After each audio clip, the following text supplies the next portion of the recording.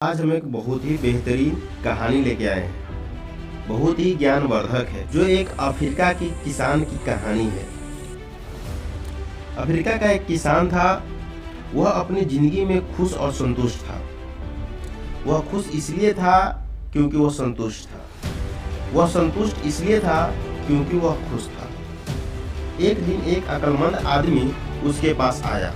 उसने किसानों को हीरे के महत्व से जुड़ी तमाम ताकतें शक्तियां बताया। उसने किसान से कहा, अगर तुम्हारे पास अंगूठे जितना हीरा हो तो तुम पूरे शहर को खरीद सकते हो, और अगर तुम्हारे पास मुट्ठी जितना हीरा हो तो शायद तुम पूरे देश को भी खरीद सकते हो। वह अक्लमंद आदमी इतना कहकर चला गया। उस रात वह किसान सो नहीं सका। वह असंतुष्ट हो चुका था, इसलिए उसकी खुशी भी खत्म हो चुकी थी। दूसरे दिन सुबह होते ही किसान ने अपने खेतों को बेचने और अपने परिवार की देखभाल का इंतजाम किया और हीरे की खोज के लिए रवाना हो गया।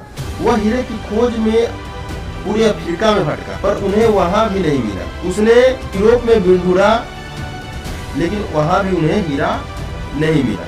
घूमते घूमते वह स्पेन पहुंच गया और वहां पर वह मानसिक, शारीरिक, आर्थिक स्तर पर पूरी तरीके से टूट चुका था।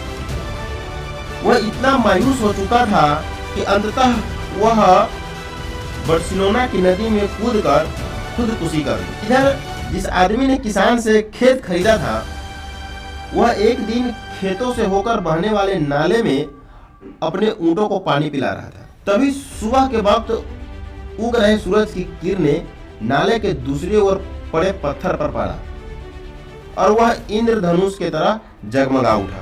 यह सोचकर कि वह पत्थर अपनी बैठक में अच्छा दिखेगा, उसने उसे उठाकर अपनी बैठकों में सजा लिया। उसी दिन दोपहर में किसानों से मिलने के लिए वह अक्लमंद आदमी किसान के नए मालिक के पास आया। उसने उस जगमगाते हुए पत्थर को देखा और कहा कि किसान लौट आया। नए मालिक ने जवाब दिया, नहीं, लेकिन आपने यह सवाल क्यों पूछा?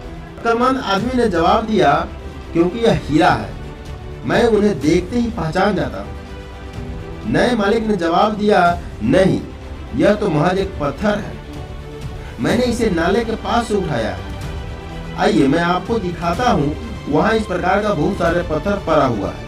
उन्होंने वहाँ से नमूने के तौर पर बहुत सारे पत्थर उठाए, जांचने परखने के लिए भेज दिया। जांचने के बाद वह अंततः हीरे ही साबित हुआ। उन्होंने पाया कि उस खेत में दूर दूर तक हीरे दबे हुए थे। दोस्तों, इस कहानी से हमें बहुत सारी सीख मिलती है। इसमें पहला सीख है कि जब हमारा नजरिया सही होता है तो हमें महसूस होता है कि हम हीरे से भरी हुई जमीन पर चल रहे हैं। मौके हमेशा पांव तले दबे हुए होते हैं। हमें उनकी तलाश में कहीं जाने की जरूरत नहीं है, केवल उनको पहचानना है। नंबर दूसरा, दूसरे के खेत की घास हमेशा हरी लगती है। हम दूसरों के पास मौजूद चीजों को देखकर ललचाते हैं। ठीक उसी तरह दूसरे व्यक्ति भी हमारे पास मौजूद चीजों को देखकर ललचाते हैं। नंबर तीसरा, जिन्हें मौके की पहचान नहीं होती है, उन्हें मौके की खटखटाना शोर लगता है। नंबर चौथा, मौका जब आता है तो लोग उसकी अहमियत नहीं पहचानता है। जब मौका निकल जाता है तो उसके पीछे भागने लगता है। और आखिरी जो सीख है कहानी से हमें यह मिलता है कि कोई भी मौका, जीवन में कोई भी मौका दोबारा नहीं मिलता है। दूसरा मौका पहले वाले मौके से बेहतर या बदतर हो सकता है, वह ठीक पहले वाले मौका जैसा नहीं हो सकता। इसीलिए सही वक्त पर सही फैसला लेना बेहद जरूरी होता है, और गलत वक्त पर लिया गया सही फैसला भी गलत बन सकता है। दोस्तों, इस कहानी से आप क्या सीखे, कमेंट के माध्यम से जरूर बताइएगा। और यह कहानी अच्छा लगा तो एक लाइक तो बनता ही है। धन्यवाद दोस्तों, जय हिंद।